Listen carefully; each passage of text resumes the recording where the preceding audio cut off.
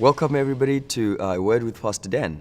And today we are going to be looking on the parable that Jesus shared in Matthew chapter 13, the parable of the sower. You know, he presents his story and says the sower went to sow his seed. You know, some seeds fell on the path, some seed fell on rocky ground, some seeds fell in the thorns, and some seeds fell on good ground and they produced. Have you ever wondered, going through the Word of God, why it is that we as believers, sometimes when we speak the Word, it is not as powerful as it was when it was spoken by God? Is the problem the Word, or we are the problem? In the book of Genesis chapter 1, God says, let there be light, and light was there. He releases the Word, and the heavens were created. He releases the Word, and the earth was created. Everything was as a result of the Word that He spoke.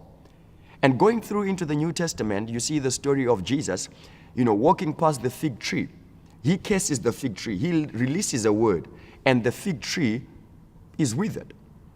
And he, again, at one point when there was a storm, he was in the boat, he arises after the disciples woke him up. And he released the word and said, peace, be still. And there was great calm.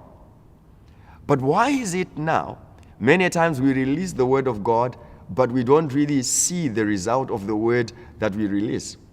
Is it because the word is not powerful, or we are the problem? Jesus says, the sower went to sow seed. I want you to take note of a few things. The seed that was sown was the same. The sower was the same. But the outcome and the harvest was different because of the place where the seed landed. If the seed lands in the path, the birds will come and eat it up. I want to encourage you that every time when the word of God is being preached at your local assembly, at your local church, you have to prepare your heart in order for the word to produce in your life. If your heart is not prepared, even if you release the word after the service, it will not yield anything because the heart itself is not prepared. The word of God is very powerful, and very powerful that it can change your life in an instant. It can change your life in a day. It has got power to create things that are not.